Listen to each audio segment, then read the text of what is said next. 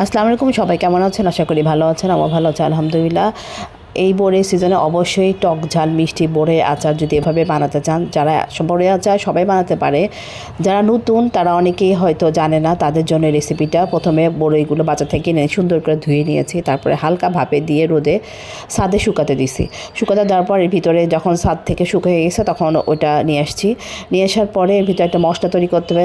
আমি এর ভিতরে পরিমাণ মতো ধুইনা, জিরা আর শুকনো মরিচ, পাঁচ ফোড়ন নিয়ে হালকা ভেজে নিচ্ছি। প্রথমে আমি সবগুলো মশলা, জিরা, ধুইনা আর পাঁচ ফোড়ন ভেজে নিচ্ছি, তারপরে শুকনো মরিচগুলো ভেজে নিলাম। শুকনো মরিচ ভেজে ব্লেন্ডারে ব্লেন্ড করেছি, আপনার ইচ্ছা করলে পাটাও বাটতে পারেন। তারপর তেলে সরষের তেল দিয়ে অবশ্যই আচার করতে হবে। এর মধ্যে কড়াইয়ের ভিতরে সরষের তেল দিলাম, সরষের তেল দেওয়ার পরে বড়িগুলো দিয়ে দিলাম। শুকনো বড়ি অবশ্যই শুকনো হইতে হবে, আমি 2-3 রোদে তারপর শুকিয়ে নিয়েছি। এরপরে একটু লবণ দিলাম, অল্প একটু হলুদের দিলাম, হলুদ দিয়ে তারপর নাড়তে হবে।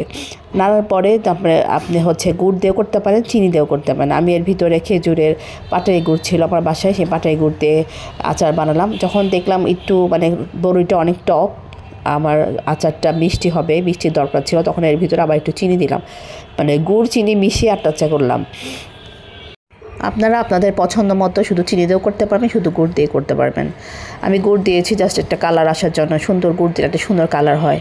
তারপরে এরকম নাড়তে নাড়তে যখন একদম দেখবেন যে সুন্দর একটা কালার চলে আসবে, আমি কিন্তু এখানে কোনো শুকনো মরিচের গুঁড়া দিইনি, শুধু গুড়ের জন্য এরকম একটা সুন্দর কালার হয়ে আসছে।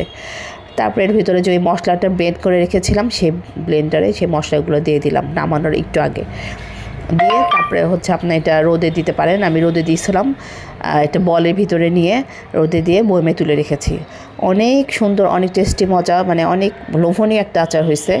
টক ঝাল মিষ্টি বড়ের আচার অবশ্যই বাসায় একবার হলে এভাবে বানাবেন, বানায় খেয়ে দেখবেন কেমন হলো, এবং আমার চ্যানেলটা অবশ্যই সাবস্ক্রাইব করে পাশে থাকবেন। যেহেতু আমি নতুন, সবাই আমাকে সাহায্য করবেন সামনে আগাইতে। সবাই ভালো থাকবেন, আমার জন্য দোয়া করবেন।